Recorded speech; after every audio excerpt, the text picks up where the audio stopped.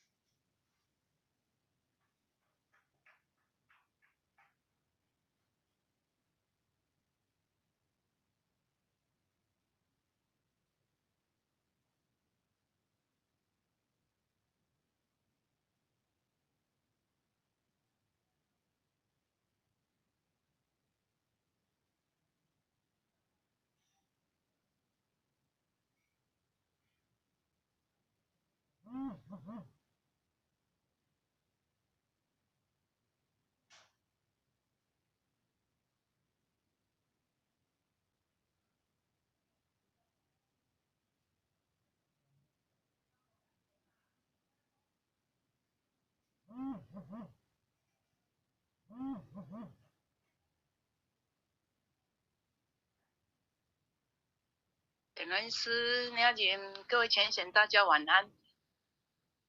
吴觉处长晚安。恭喜你哦，今天晚上轮到你咯，好期待哦。后学这次准备的不够充分，还请处长多多给予指教。你没问题的啦，不，你很精后进啦。学这次准备有一点偏掉了，偏掉。后学原本不知道什么是知命立命，那所以有一点偏掉，所以这次讲题会有一点有一点不太完美，不完好。好，没关系，这个讲了以后有偏掉了，咱点人师还是咱的迄个阿朱组长跟领导面前拢会给你提供更好的资料，没关系，其实龙舟领任昨天跟前天跟后学讲知命立命，后学有一种恍然大悟，觉得自己的内容不能够没事的，给你因体悟已经较深啊，所以你会感觉讲哦，怎么会差这么多？但是没关系啊，一步一步来啊。好的，谢谢吴觉处长，谢谢吴姐。不客气了。后学喜欢叫吴姐，不喜欢叫处长的。对啊，叫吴姐姐的好啊。安尼我较少年呐。叫吴姐比较亲切。互你叫到拢老去啊。对啊，叫吴姐安尼吼，姐姐叫起来嘛较亲切。较亲切，佮较少年。对啊，对啊。佮挂迄个下落去的时阵吼，好像隔阂很大。称谓很像，让后学跟吴姐差离很远呢。没关系，安尼我毋是佮加较少年嘛，我讲了叫恁同年纪安尼，迄个阶层，安尼毋是足好我诶吗？们大家都同样，好，年龄加年次都同样的岁数。时间到了，好，好的，好的。不要讲话。那个领任啊，我们现在就先来开班，大众请起立。开班开始，向吴基拉姆行3鞠躬礼，全道1鞠躬，再鞠躬，3鞠躬，坤道1鞠躬，再鞠躬，3鞠躬，请讲诗词碑，全道鞠躬，坤道鞠躬。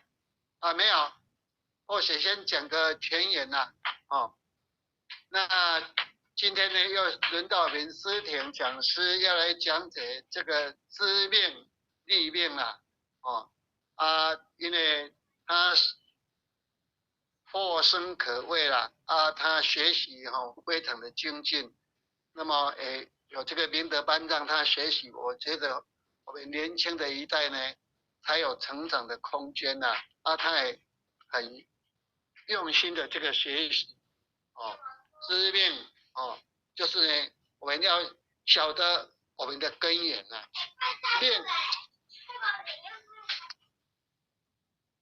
命就是要知道我们的那个根源嘛，也就是讲我们的天性啊，我们的本性一样然后我们今天得到了上天不轻易团的这个臂法就是天道，就是知道我们的良心本性，我们的根源我们知道以后，我们就是要修啦，因为过去就是先修而后你要先修到某一个程度先要立3000功800国完，才能够跟民俗有契合，然后你才能够知道这个命这个天命。但是我们现在不一样，我们现在是先让你求得到，知道我们的根源次，然后我们再来慢慢的修再来修。所以呢，修是非常的以前你要是说没有在修的时候呢，觉得修得很容易啦，只要知恶莫作众善奉行嘛，很简单啦其实大家都晓得但是呢要去做实在不容易。或许时常在讲，以前就是在静中求静了非常的容易但是我们现在在修，就是在五浊的社会中要来修炼，也就是呢在火中种净莲花就对，火中要净莲花，非常的不容易。所以咱一定要渐渐精进如临亲烟，如履薄冰，要非常的谨慎，因为咱好不容易得到这个这个必报得到了，咱一定要好好修持咱若无修持就按这个道人讲易得易失了对就非常的这个可惜。伫咱修的当中你一定要有一个方向，有一个目标朝向那个目标慢慢去进行修道是没有退休的没有退休的。人家说佛到老学到老，我们每个时候呢都是在精进，都在修持不论是顺境或逆境也好我们呢那都是我们的真善美，尤其是逆境，真的是我们的真善。你没有逆境来考验，你不晓得你修道的功夫到哪里。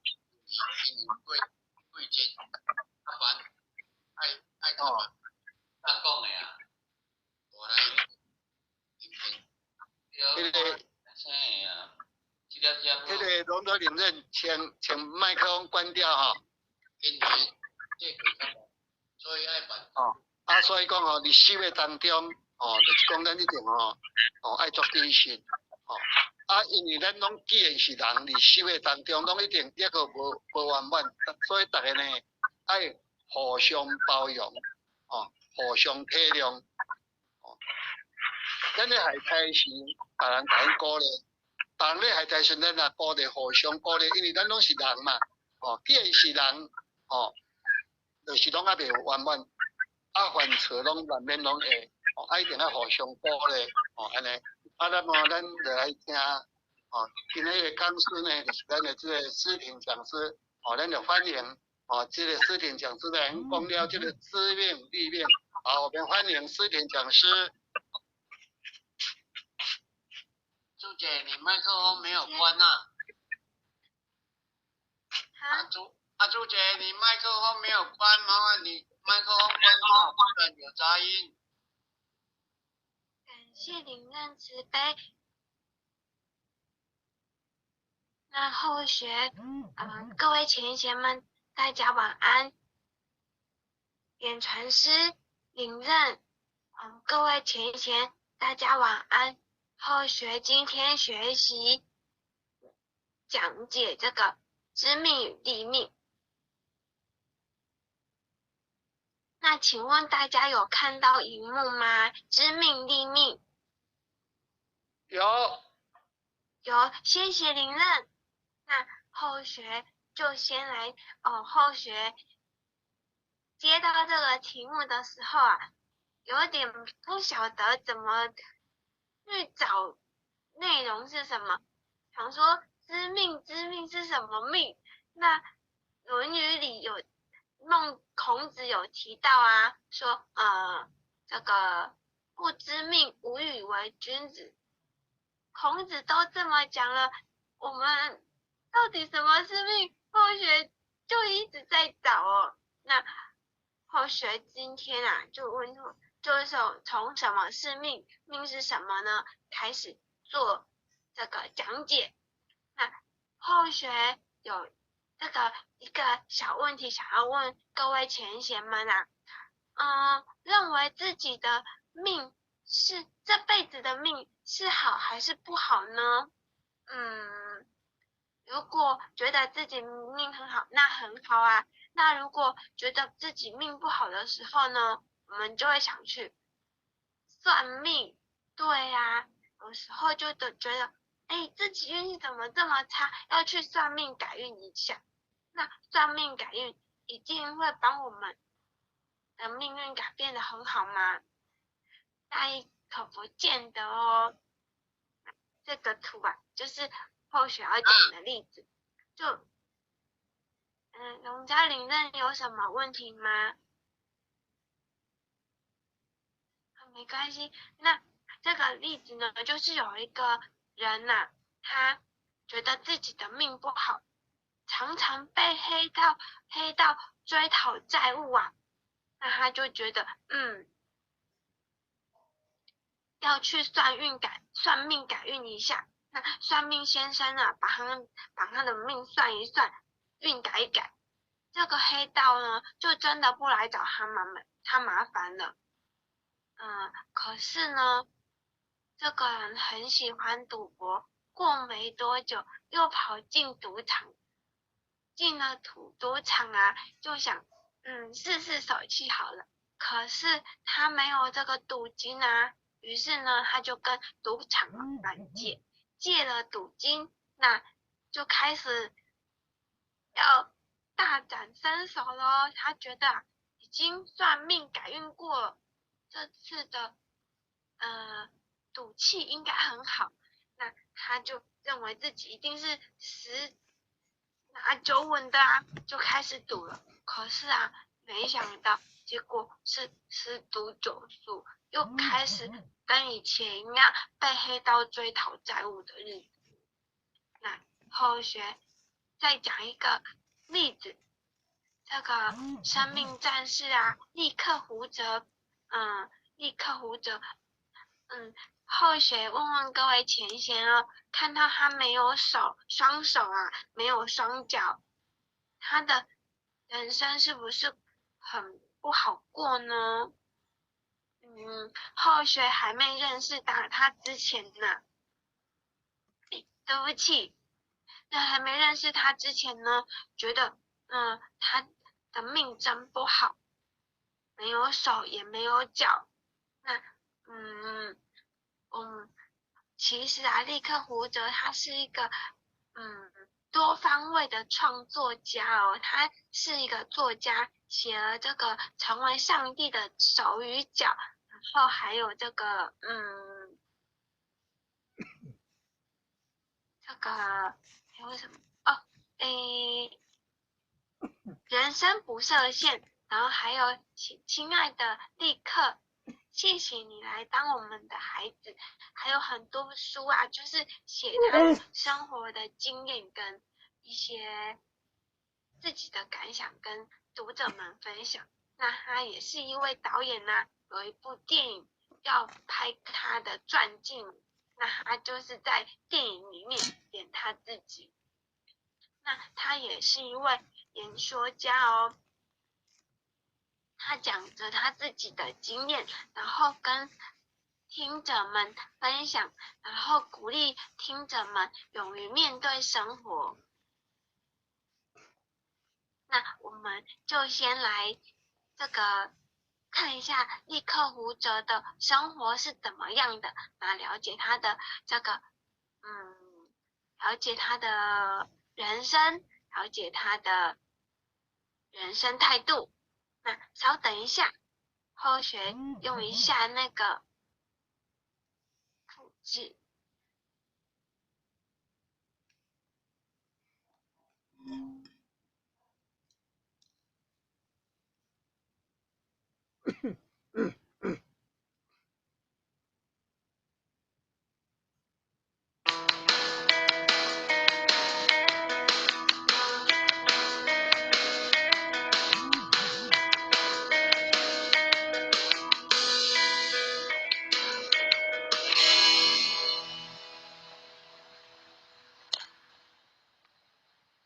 I wasn't ready.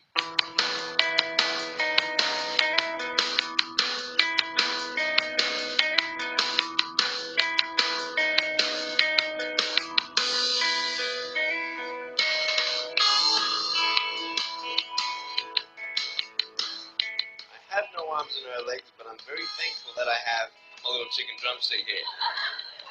People freak out when they see me for the first time.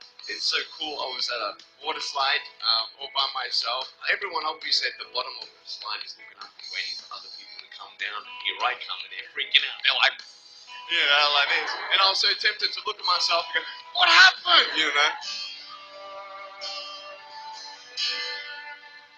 There were times where I sort of looked at my life and thinking, well, I can't do this and I can't do that.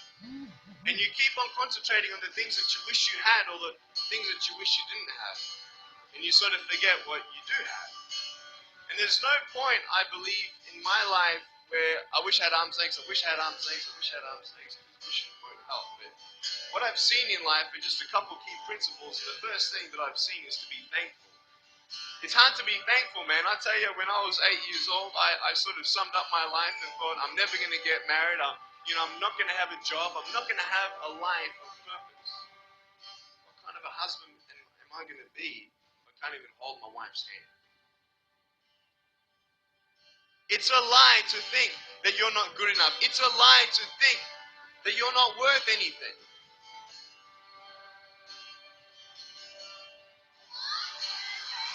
Oh boy. Woo! It's freezing. I can't feel my hands. I love life. So many people come and say, how come you smile so much? And I'm like, well, it's a long story. But it's very simple at the same time. You see, it's very hard to smile sometimes in life. There are things that happen that you don't know and you don't understand, and you don't know if you're going to get through it. You go through your storms in life and you don't know how long this storm's going to be. And today I want to share with you some principles that I've learned in my life that you can use in yours.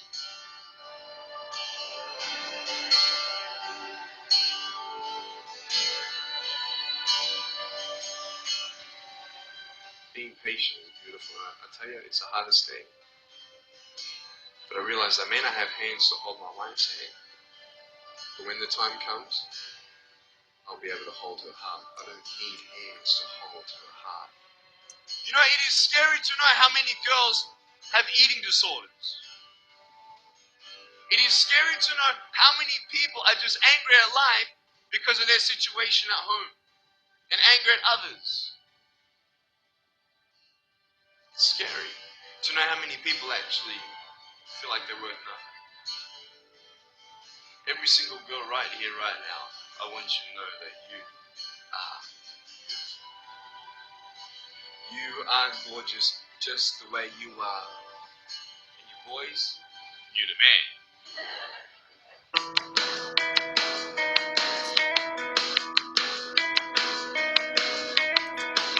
后学就分享到这里哦。那我们继续来回到我们的这个 PowerPoint 上面，稍等一下。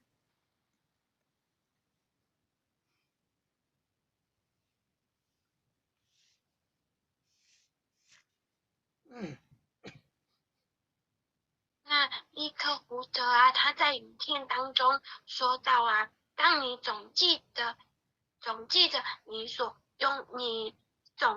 希望能拥有的，或你所欠缺的，你就会忘记你所拥有的。人们总希望自己这样，希望自己那样，那是没有意义的。生活只有几个原则，而首要呢，就是学会感恩。那在他8岁的时候啊，他对自己的人生下了定论，不会结婚，不会过有工作，不会过有目标的生活。那可是啊，他现在赚的钱甚至比一般上班族多好几倍。那他的妻子啊，非常美丽，非常贤惠，有个可爱的孩子啊。那他不仅实现一个又一个的人生目标，也鼓励别人设立人生目标。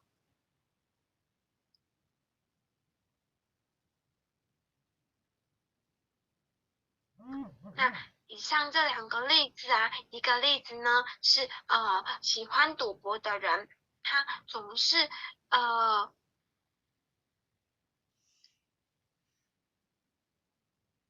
逃避，又不愿意更正自己的缺点。那第2个例子呢，生命战士立刻胡哲啊，他感谢自己所得到的，不去设限人生，日子反而过得更精彩。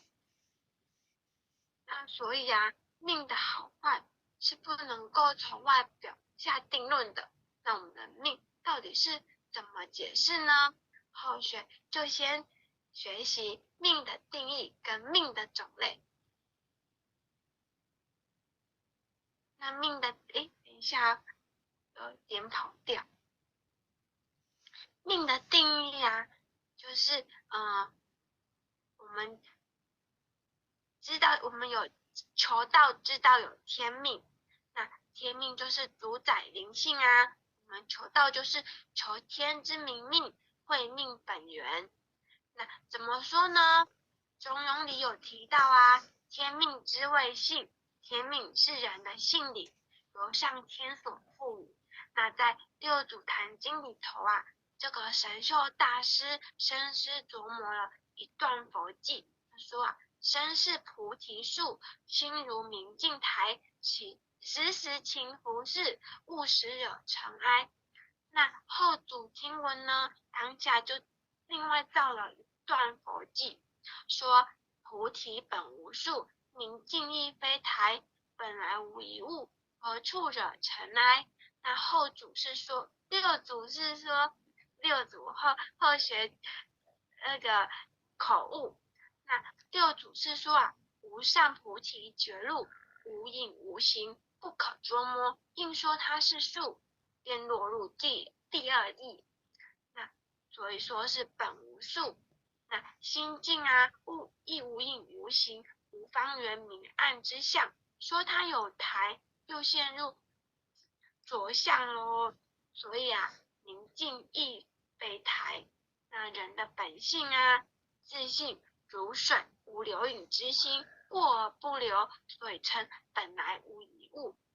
而且啊，自性处本来清净，是无法去沾染尘埃的。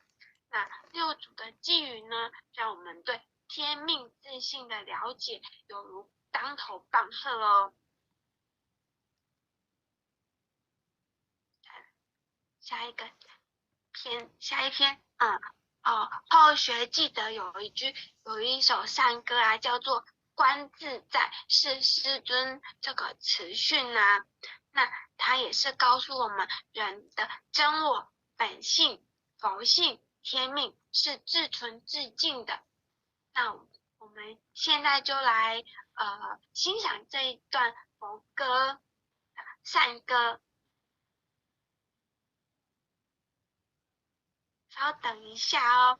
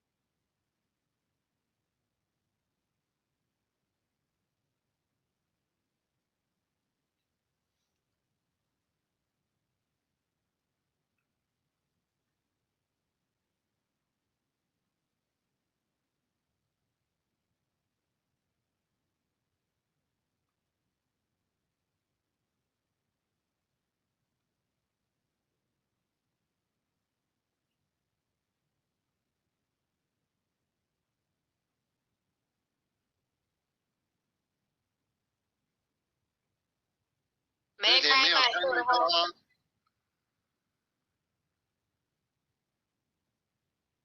抱歉，那歌词里头啊，师尊有说到了觉心经观自在，明白了本性如来，名师心印，指明白，就是我们在求道的时候啊，这个点传，这个师尊呢就借着点传师的手，告诉我们的真天命在哪里，就是我们的本性在哪里呀？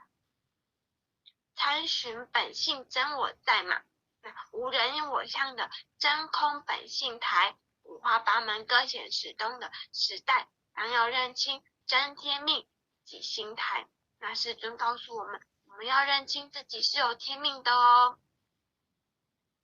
那还有啊，师尊还有慈训说，命就是人一扣。那我们叩首的时候呢，就是自己的天命啊、自信啊，跟上天交流、上天真神交流。所以啊，我们叩首要用真心，用如本心。那如本心是怎样的状态呢？就是真正的那颗心啊，赤子之心，而我们这个心猿意马这个凡心哦。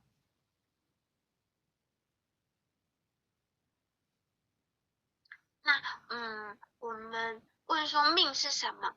我们有求道会知道说我们人是有天命的，可是没有求道的人，他们不知道天命啊。就算有，他们每个人都有天命，可是他们不见得会晓得自己有天命，他们只知道生命而已。那的确哦，我们的天命啊，我们的灵性跟这个肉体结合，变成一个有生命的人，一个完整的人嘛。那从出生到死亡的这段时间呢，就称为生命。那肉体呢，源自父精母血啊，是四运水火风土假合而成的，有使用期限。那生命周期呢是无法预测的。如果说啊，有人说呢，人生是一张这个没有不知道终点的单程车票。既然不知道人生能有多长，就只能把握时间，尽人事，听天命。那就是做好自己分内的事，不违背天理良心，听从天命。那后学在这里小结一下哈，因为这个天命啊，就是灵性，就是我们先天的命嘛，不生不灭，不垢不净，不增不减，是永恒存在的。那灵性跟我们肉体啊结合，成为一个人。肉体呢，四大假合而成，随时会损毁。所以啊，这个后天的生命呢是短暂的，是虚假的。人的一生为的是什么呢？不为吃穿住行，而是为了还着忠孝伦常债而来的哦。人世间啊，所有的这个一切呢，都是缘聚而生，缘散而灭的。来这人世间呢，唯一为的就是认清本我，借假修真，以达本还原。那命的种类呢，在这个王凤仪言行录里头啊，王老善人有说哦，命有三命，曰天命，曰宿命，曰阴命。那我们后学先来学习天命。天命啊，是上天所命，是人的天职德位。那人如果不尽天命，不顾道德伦常，是有违天命，不得天福的哦。那《论语》里头，孔子说到啊，吾十有五而志于学，30而立，40而不惑，50而知天命，60而耳顺，70而从心所欲。那孔子自述他一生学习，还有一些还有这个成就的6个时期哦。那15岁呢， 15岁呢，立志于学习；30岁啊，有所建树；40岁呢，不感到困惑；而50岁呢，知天命，就是知道这个天地万物的这个自然的规律，也就是一个天理道德就是了。那60岁呢，就明辨是非；70岁呢，从心所欲。这个心呢，是指本心，也就是性理。这个从我们的本心啊，就不会逾越规矩了。那刚刚后学在讲课之前有提到说，孔子在《论语》里头说：“不知命，无以为君子。”那孔子的这个命呢，就是天命啊。君子因为知道这个天命，所以呢，尽其在我，为所当为，心安理得的培养自己的德性，开展自己的精神性命。那不知道天命呢，就分不清什么能做，什么不能做，不能确定什么该求，什么不该求哦。那关于天命啊，朱熹在《论语集注》里面呢，引用程颐的注释：“知命者，知有命而信之也；人不知命，则见害必避，见利必趋，何以为君子？”那意思是说啊，知命者就是知道并且相信人有天命。那人不知道天命，一定是看见灾祸一定逃避，那看见利益呢，不顾道义就夺取，这样的人怎么可以成为君子呢？后学啊认为我们的这个天命是上天老母降给我们的使命，只有知道自己的使命，并且为这个使命奋斗终身，才是我们白羊弟子成道的前提哦。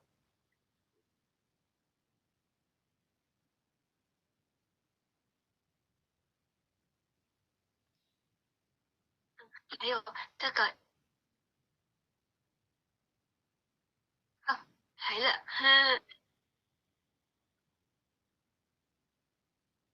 那孟子里有说哦，孟子有说，人有鸡犬放，则知求之；有放心，则不知而不知求。意思是说，这个心啊，是我们的天理良心，也就是天命。那我们来佛堂啊，就是要求道啊，就是要求回我们的天理良心嘛。各位浅显，我们要试问自己，这个良心还在吗？不要像孟子想讲的有放心而不知求。那我们的这个自己的这个良心啊，自信啊，就像太阳光，这个非常的普照，非常的明亮的，可是呢，总是被乌云遮住，所以我们不知道它到底在哪里。那以下的这个宿命跟阴命呢，就是后学所说的乌云。那宿命啊，就是每个人的前世因果业报之命，今世所有的衣禄、食禄，还有财产等等，都是因果轮回而来的，都是呢前生造定，今世呢应当接受，需要巧用心机。如果我们不知道要保宿命，不能够节省，任意浪费，把财产耗尽啊，那就是有损宿命啊，不能享福报的。那阴命呢，顾名思义啊，就是命的阴暗面，像是脾气毛病啊、习性啊，还有这个嗜好所造成的业力根。那我们的脾气毛病、习性、嗜好、贪嗔痴、欲望这些不光明的念头啊跟行为，就是阴命。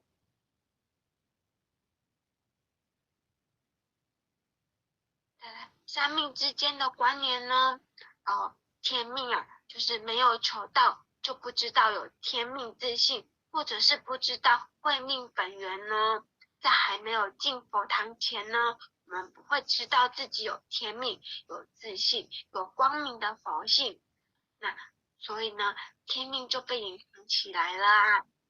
那宿命呢，宿命不好就容易引起这个怨恨，天命以下就剩下这个宿命跟阴命在轮转咯。宿命跟阴命啊是会相互影响、相互轮回的。宿命不好，就容易引起这个怨恨啊。浅显们想一想哦，一个人如果这个命不好，又没有修道，就容易怨天尤人啊，遇到事情就会这个推脱，没有反思自己有没有做错什么，做什么事呢，都是一直抱怨，把怒气发泄到不相干的人事物上。走在路上，看见停在路边的车，就随脚一踢。那自己开车也一样，一坐上驾驶座，油门猛力一踩，这样的行为都会应该说这样的行为一定会这个闯祸，对不对？那我们说宿命啊，一旦这个人呢，又这个犯下与上辈子相同的这个过错的时候呢，会系上辈子这个造成的因果业报也来找哦。后学在这个在网络上看过一位讲师说课啊，他说我们修行人身上是有光亮的，很多冤亲大德们不容易找到我们，那为什么某位道亲求到了还是会被找到呢？那个讲师啊就说找得到啊，假如说我们这辈子又和上辈子犯一样的过错，那会形成一种阴气，吸引冤债来找哦。那上辈子的冤债都来找，加上这辈子的宿命不好，容易引起怨恨啊。那所以啊，宿命不好，阴命自然也就不好。再来，阴命啊，每天心情不好，就会结许多恶缘，看这个不顺眼，看那个不顺眼，看对自己的家人见了面就骂，不能够多多宽容，这些都会结下不好的姻缘的。那阴命不好啊，连带这辈子的命运也不好。阴命不改，就跟着我们轮回，下辈子的命也不好。那我们既然知道宿命、阴命互相影响、互相轮回，我们就更来深入的探讨这个命运的原理吧。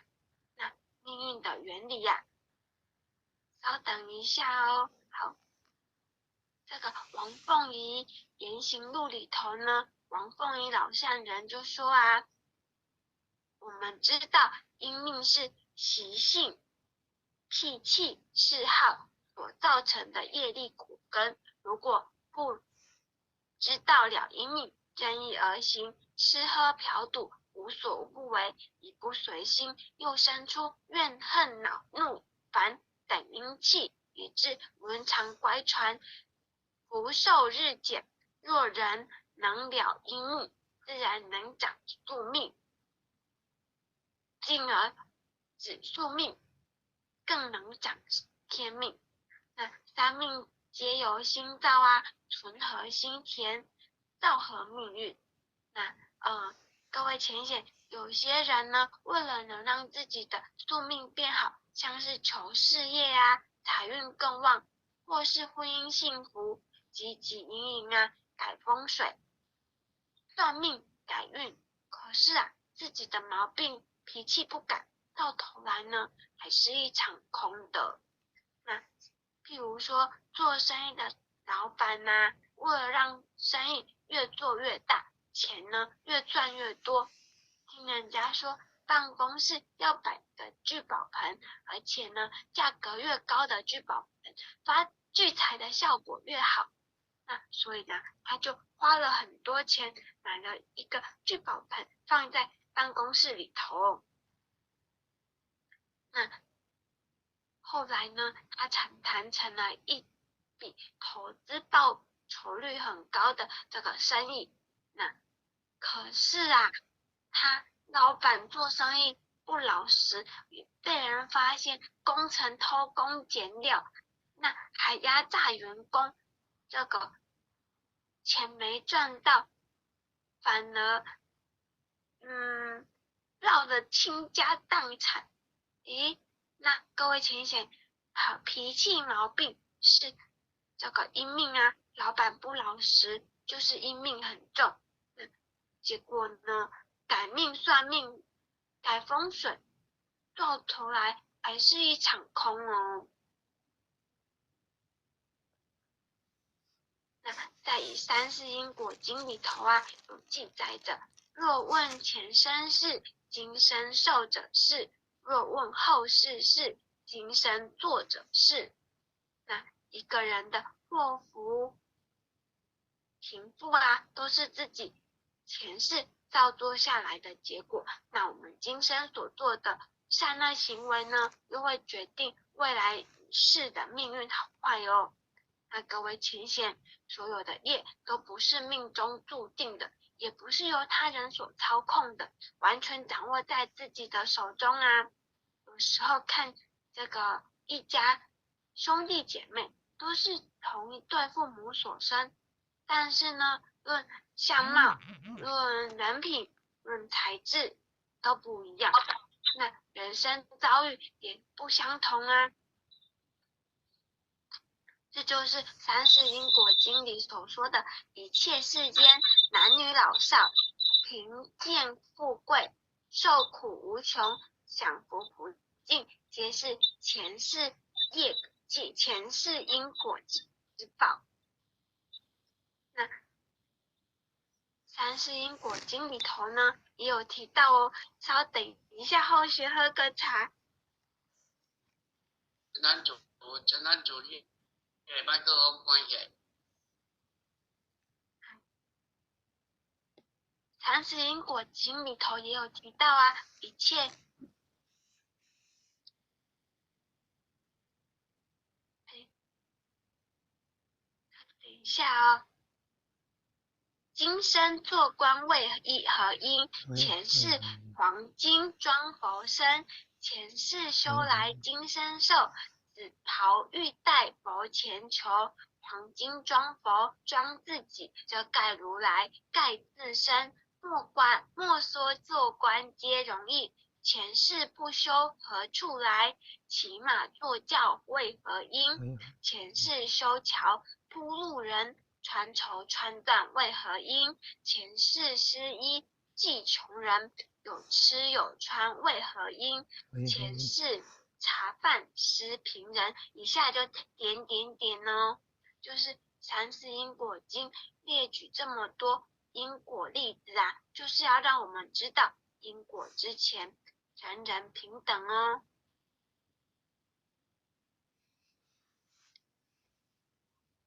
那在42品因果度里的第13品啊，唐居士叶文于骂筹还前因，这是在讲啊，唐朝时啊，有一位唐居士，他乐善好施啊。当时呢，有2位商人想做生意，但是呢没有资本，所以啊，来唐居士家想借1000两的白银。那唐居士呢欣然答应哦，拿1000两的白银给这2个人。那商人借了1000两的白银是要到京城做生意的，可是呢他们没有这个再送这1000两白银的工具。那唐居士慈悲啊，又牵出了一只这个驴子，帮他们再送这个白银。那这两个人呢就出发了哦，走到中途呢，再看见一棵大树啊，他们想在大树下休息。那他们在休息的时候啊，就开始闲聊。那两个人说到啊，唐军是慈悲，借钱给他们，可是呢，没有写借据。那他们两个呢，他们可以暗自把钱私吞下来。话才刚说完哦，那一只带着这个白银的驴子竟然开口说话了。他说啊，我上辈子跟你们借了3升大麦，故意不还，所以啊，这辈子出生做驴，帮你们载白银，这样上辈子欠你们的债就抵消，不要离开了。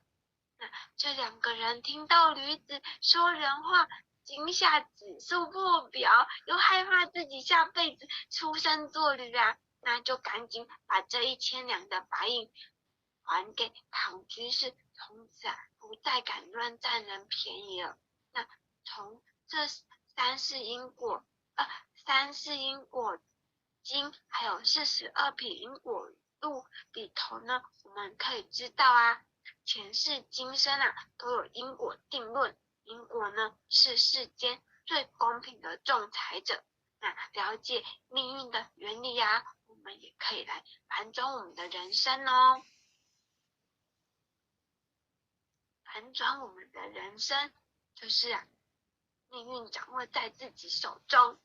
那女主说啊，我命本生来本自然，果然有我不由天。性呢，虽然是由上天所赋予的，命实际上是由自己所立的哦，是我们创造命运，命运掌握在我们自己手里。那后学先讲个这个前世因果的小故事，就是梁武帝见人卖瓜之因果。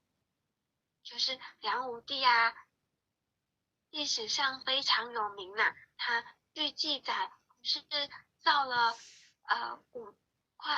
差不多500座的寺院，对不对？那有一次呢，他在逛街的时候啊，看见有人在卖瓜，那时候的，稍等一下，那时候还没有人在卖瓜，那一个人来买的时候啊，老板呢看见他就莫名讨厌，说什么也不卖给他，还臭骂他一顿。那另外一个人来买的时候呢，一见他就很欢喜呀，钱不多没关系，多送你2颗水果。那这才是后学要讲的啦。那梁武帝看到这个情况呢，就问那个当时的国师啊，当时的国师是智公禅师。智公禅师呢，用天眼通一观察，那原来呢，这个卖瓜的老板前世啊是这个死刑犯，他在广场要被处决的时候啊，围观了一群这个群众哦。那这2个买瓜的这个客人呢，也是群众里面的这个之一，应该说之二。那第一个客人呢，觉得死刑犯犯罪呢罪有应得，死而活该。那第二个客人呢，则是觉得他很可怜，对他产生同情心。那这2个客人呢，只是因为产生善恶2种不同的心念，那这一生啊，才会遭到卖瓜人不同的对待的。那在现实生活中呢，我们有些人呢，看到某个人，不管他吃饭、讲话、走路、做什么都看不惯，这都可能也都源自于我们前辈子的这个因缘哦。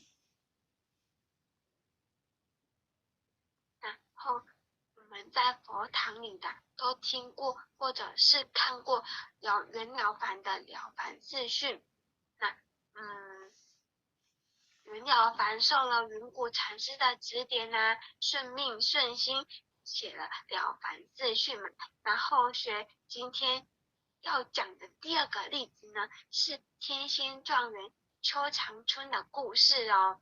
那邱长春呢，一天呢来到河东地方，画到斋饭要吃的时候啊，被一个50多岁的老人家把他碗里的饭菜给拿了开来，从中间取出饼皮给这个邱长春。邱长春觉得奇怪啊，就问老先生说：贫道化缘得来的食物，为什么老先生不让贫道吃呢？这个老先生啊，笑笑的说：我自幼啊，精通麻衣相法，在江湖游走多年，能够看穿一个人的命数。五官道长之相，比翼两端纹路，双分路口，就是后学在下一章讲的。这个面相大概是在后学从网络上找的。双舌锁口，双舌锁口跟两舌锁口意思是一样的啦，是吃不得饱饭的。这个面相呢，因主饿死，为此呢，我才不让你吃得太饱了。那这一番话听得邱长春大惊失色，他忙问说：老先生，那你快看看我能修炼成道吗？老人家又说：此恶既不能解，焉能成道？那邱长春急忙问啊，那有什么方法可以改变呢？赛马一摇了摇头，就说啊，向定终身，向定终身，除非一死方休。不管你是富贵贫穷，或者是粗俗在家，该饿死的总要饿死，不管躲不了也解不掉。那邱长春啊，听了这一番话，顿时呢，心中一番热念化作了忍慧。那想到自己命中该绝啊，不如知命顺天，找个地方早点死了算了。于是呢，他沿着山里一条少有人行的偏僻小路走去，看到一块大石呢，就躺在大石上，决定在这里饿死算了。一连饿了7天7夜呀。那邱长春啊，他是滴水未进哦，只是安心求死等死。可是啊，他一个修行人，神气饱满的，一时还饿不死，一直到了第9天啊，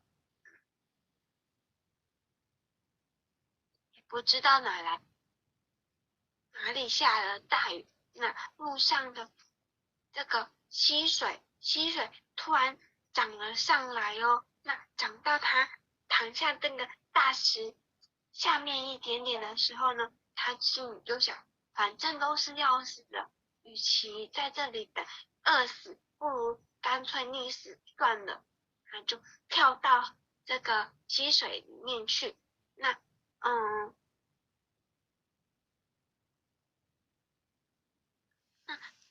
跳下去的时候，他看见上游，就是他在这个山坡上嘛，那上游的地方啊，有一颗桃子随着这个河水滚了下来，滚到他面前啊，那股香气啊，是沁人心脾哦。那他心想呢，反正也是要死了，临死之际吃颗仙桃也不错。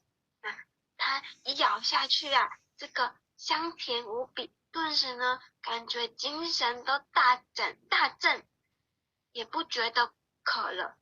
身下正在上涨的溪水呢，也开始消退。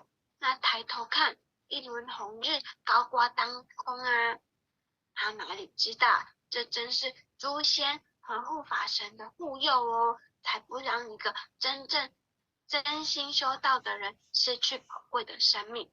那所谓一念着母啊，即是正觉。作为一名修道人，一定是要看破生死的。虽然不可以一定求生，一定贪生，那也不一定要求死啊。心中不起执着，心中不起执着于生死，那不止于有，也不溺于无，生死皆由他去。如能这样呢，自然心中安详啊，魔也无隙可入。可是当时的邱长春还不能看破这一个关，他执着于自己将要饿死的命运啊。他心想，既然不该绝于水边，那必是绝于山上了。于是呢，他再往高山上走去，来到秦岭深处啊，找了一处人迹罕至的小庙，在蒲团上躺好。这一饿呢，又是8、9天了，眼看着命是在须哦。那在这时候呢，从外面进来10多个人，他们看了邱长春也是要死不活的样子，就不搭理他。那一群人呢，便开始忙起来，他们呢又煮肉又蒸酒。一群人呢先敬神，之后围在一起大吃大喝起来。那原来啊，这是一群在秦岭山上拦路打劫的这个抢匪哦。因为做了一桩好买卖啊，一来献神，二来分赃，在此聚里，一群人吃得饱了，竟然也心生善念，决定救这位将死的道人。于是呢，大家七手八脚煮好了面汤，抱着邱长春的脑袋一连灌了2碗。那邱长春呢，顿时肚里饱暖，又还阳转来，气得他埋怨了，说：你们这些人坏我大事，害我饿不死，又要多受一番磨难。想不到啊，费事还这么费功夫。那这一番话把一伙强盗惹恼了，其中一人呢，这个拔出剑刀来呀，要砍邱长春。那邱长春呢，就把这个肚皮顶上去，就说：你就把我这肚皮割了吧，那还你这2碗汤面，我死也心甘。这一来一往啊，强盗们知道啊邱长春寻死的念头，于是呢就对邱长春说：师父不必如此，咱们稍等一下哈。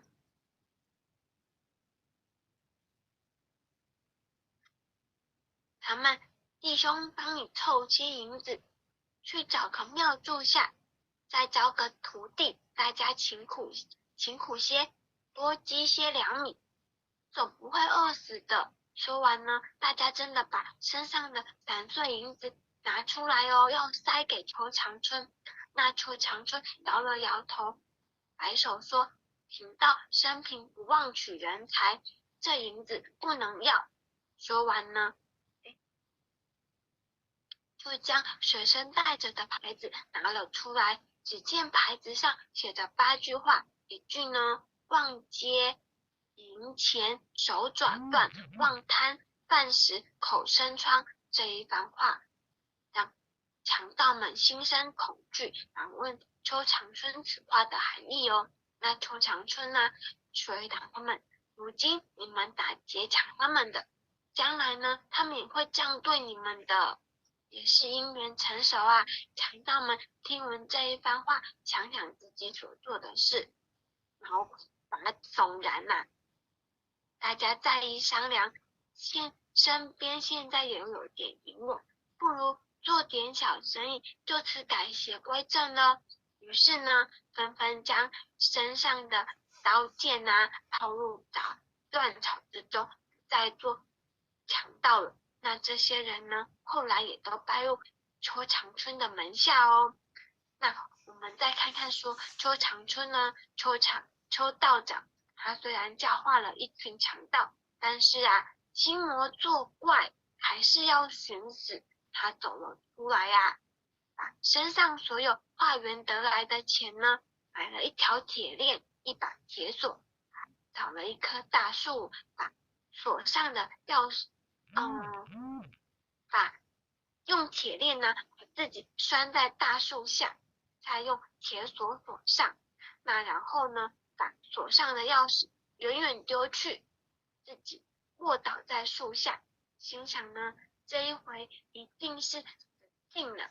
那才不久，就来了一位采药老人哦。只见老人来到邱长春面前，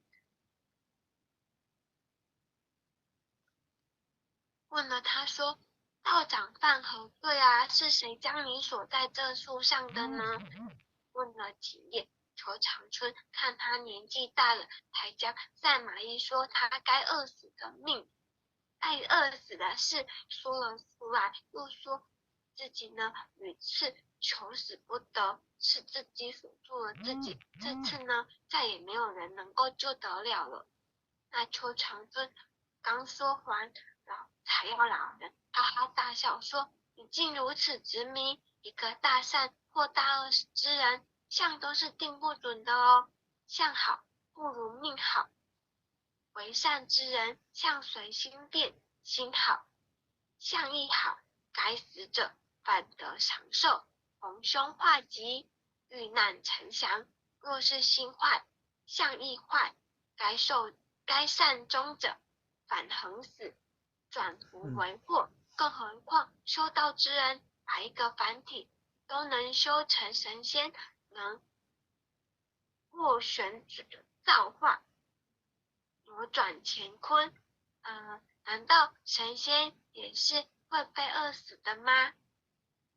那采药老人的一番话，听得邱长春如梦初醒，那求死的念头啊，当下消失的无影无踪，心中啊如散尽云雾的晴天，晴空万里，干干净净。各位前贤，知道这位采药老人是谁吗？正是太白星君哦。因为被邱长春寻死的心念所惊动了，特来点拨于他的，用一篇正理拔除了他的魔根。所以修行人魔障一来，必要从心上下手的，否则呢，纵有百万雄兵，也打不退心中的魔障。那邱长春从此之后呢，更是道心坚定。那在求道的这条路对不起，浩学弄错了，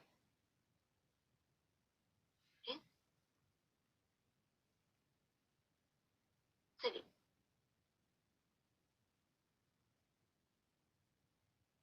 求道的这条路后学用下面的这个仙佛词训用来勉励自己，那也与各位前贤共勉哦。那知命即知心，知命者知者自明。孔子说朝闻道，夕死可矣。就是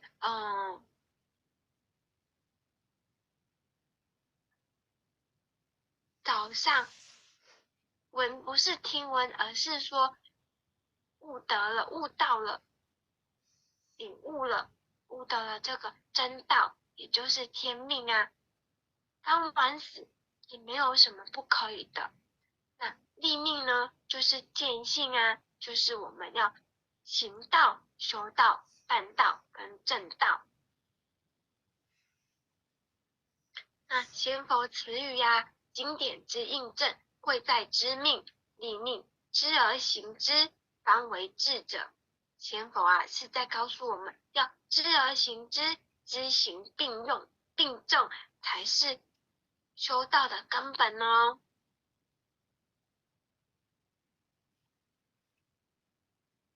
那世尊慈训啊，吉凶祸福是天主张，祸欲与夺是人主张，立身行道是我主张。那各位请显，求道以后就是要去十恶，行十善，守五戒，并五常，也就是趋善避恶，开始改变人生修为哦，就是转捩点呐、求道就是转捩点。那周生不明白这个道理，才会去算命啊，才会去改命啊。那我们知道这个道理，知道命由我定，不由天，福自己求，会自己修。我们的命让我们自己改造。我们已经求道，知道命自己有天命，更应该修办道，才能够改变命运，创造人生的价值。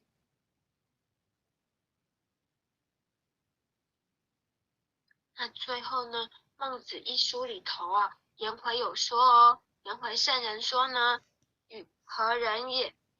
圣何人也？与何人也？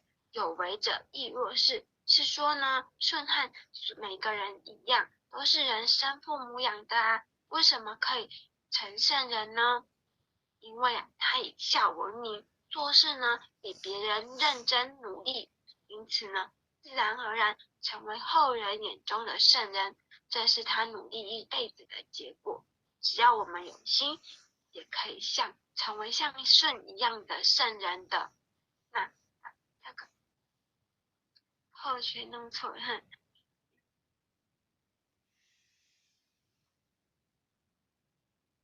那我们各位浅显，人人都可以成圣成佛。我们得道修行人呢，如果能真修实干，内外双修，在世呢能改变命运，将来呢可以超生了死。那后学呢，今天学习到这里，祝福如果后学说的不尽为圆满，那希望各位前贤们能够多多给后学指导，恭祝大家福慧双修，功德圆满，感谢。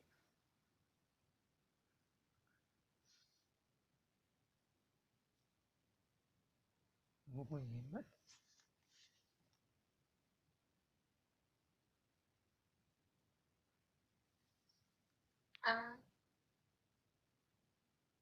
各位前贤可以给后学指导吗？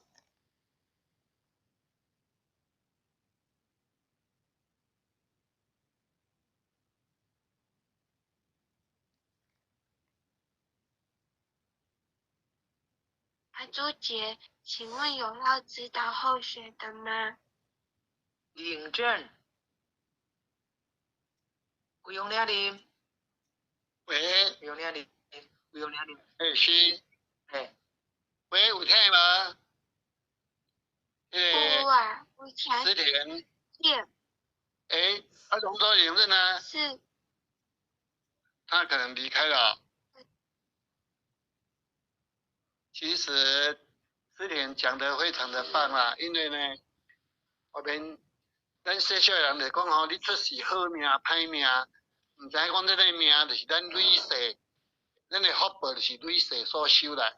咱拢小小的人拢要去想命，命歹要改命，其实咱累世带来因果是咱前世所做的因，咱这世所结的这个果，当咱受好报的时，咱就讲咱好命，你受到这个歹报是讲你歹命，这是咱前世这应该拄则伊有讲的，这是咱的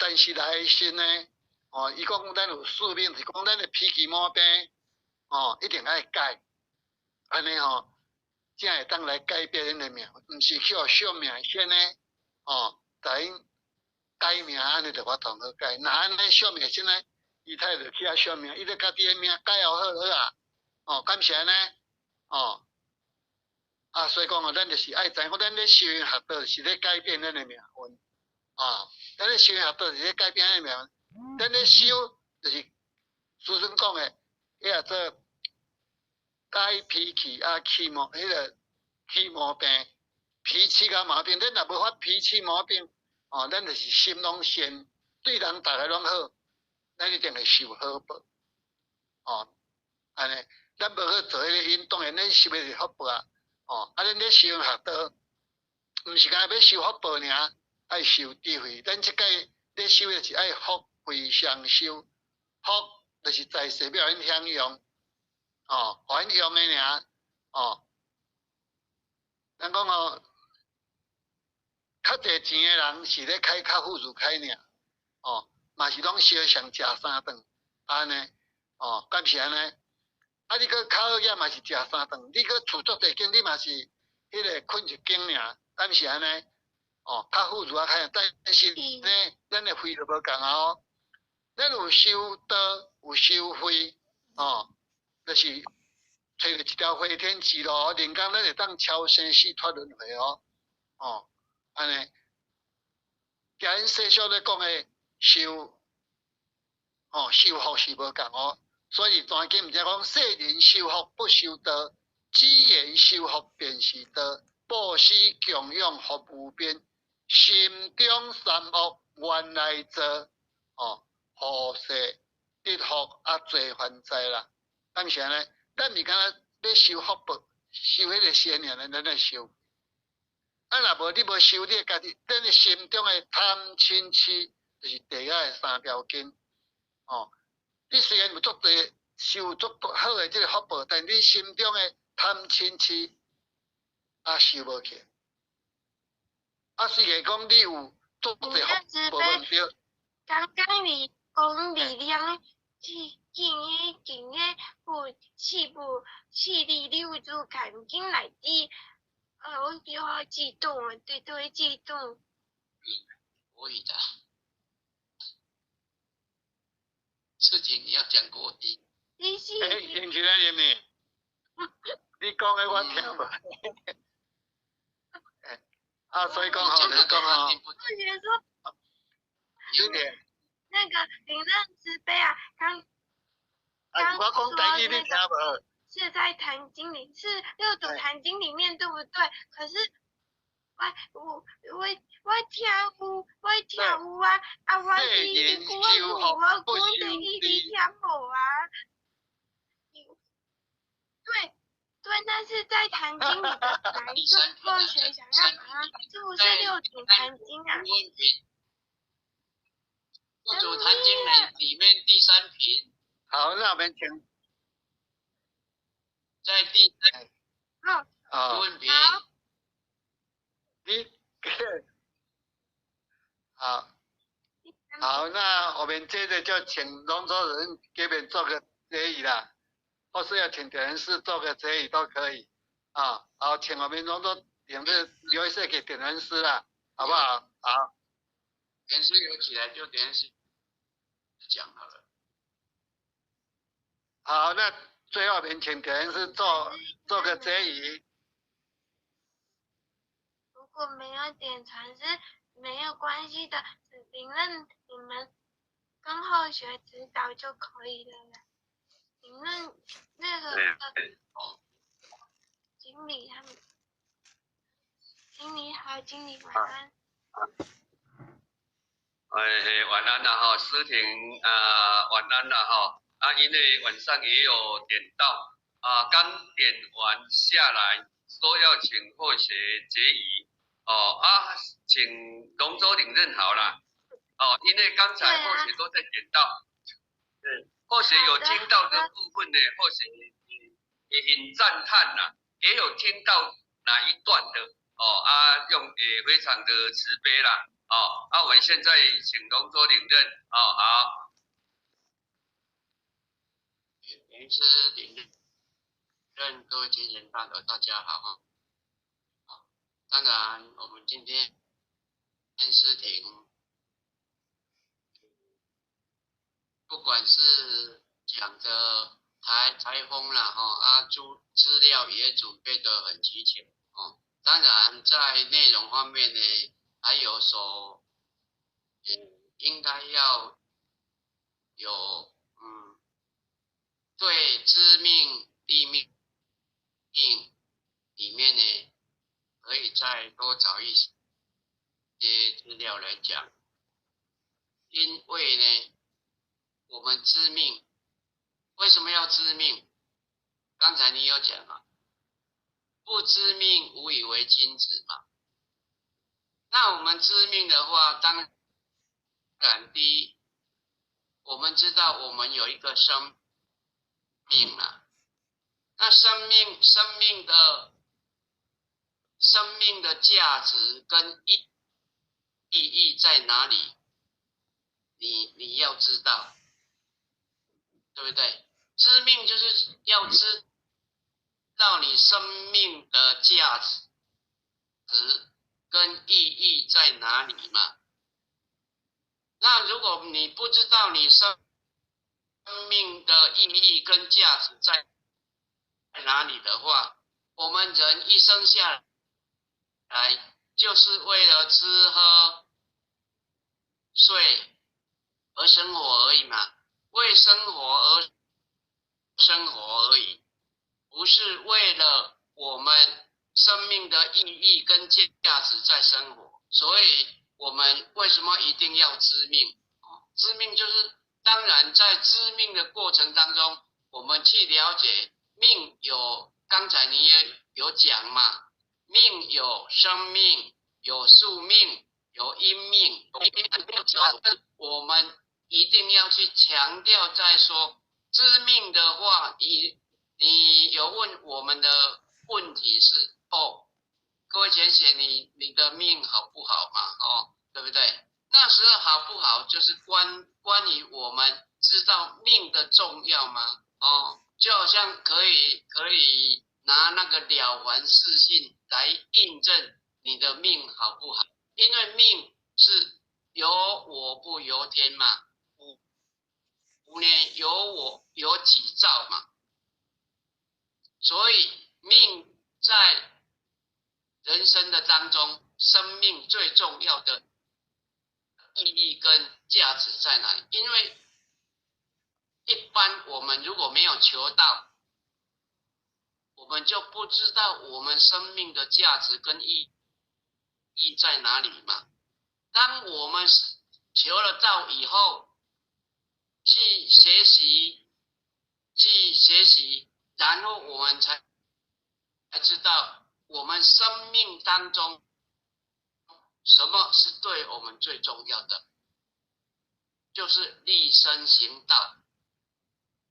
立身行道可以表现在我们对父母的孝，还有对我们生命的负责所以知命一定要很深入的去讲说你生命当中是什么为重要。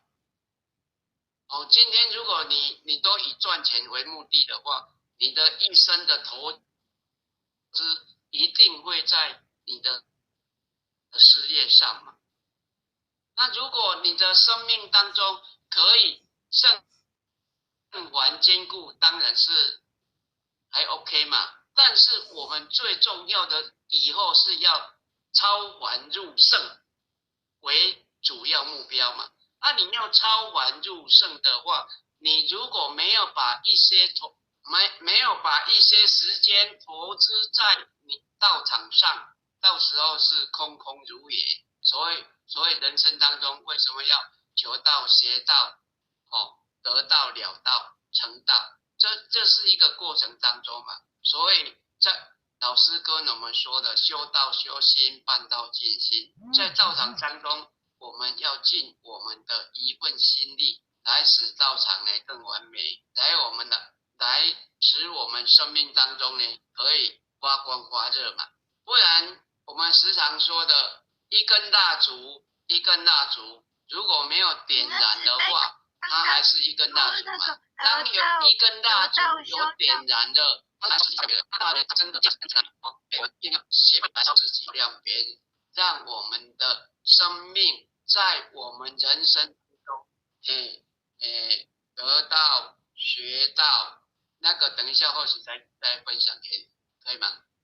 所以呢，在我们生命当中呢，知命就是最重要的嘛。就好像张载跟我们讲的，为什么要为天地立心，为生民立命，为往圣继绝学，为万世开太平？人家以前张载他的理想目标就是这4个嘛。为天地立心，为生民立命，为往圣继绝学，为万世开太平。那我们也可以学，为什么我们要效法圣贤的脚步？我们就是在学他们嘛。道场也是在推展这个嘛，为生民立命嘛，为天地立心嘛，为生民立命，为往圣继绝学，为万世开太平。我们都朝这个目标在前进，能够让我们的生命有限的生命当中，让发光发热，让我们的慧命也可以永续的传承嘛。所以一定要知命嘛。你如果没有知命的话在人生过程当中，我们就不晓得去利用我们自己的时间，来让我们的生命达到更有意义、更有价值。那么立命就是刚才跟我们讲的立慧命，以化生命嘛。如果我们没有慧命的话呢，一切都是空谈嘛。所以慧命立命就是要立慧命，就是修心。立慧命就是修心如果我们的心如果修心，如果不把我们这一颗心能够擦亮，那本来就是你刚才六祖跟我们讲的嘛。菩提本无树，明镜亦非台，本来无一物，何处惹尘埃嘛。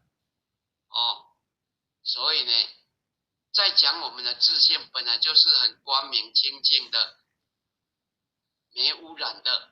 但是我们现在就是在生活环境当中受到环境的影响，我们的意志心的影响，让我们的心不清净不光明。所以要借着修嘛，要借着修来把我们去除掉我们的无明执着妄想分别，那我们才可以了解到真正的让我们的生命可以发光发热。因为时间关系，或许就大约的报告到这里了如果有不完美的还是不圆满的再互相来研讨一下。好，感谢慈悲。诗婷你好棒好，那我们现在就闭班了大众请起立一起闭班，向无极拉姆行3鞠躬礼，全道1鞠躬，再鞠躬，3鞠躬，感谢点燃师慈悲鞠躬，感谢讲师慈悲鞠躬，分道1鞠躬，再鞠躬，3鞠躬，感谢点燃师慈悲鞠躬，感谢讲师慈悲鞠躬。好，大家待会见，准备诵经了。好的，也是用同一个。好，大家晚安。对，同一个有同一个会议室同一个会议室，后学再把这个会议室不用退出了。同一个会议室不用退出。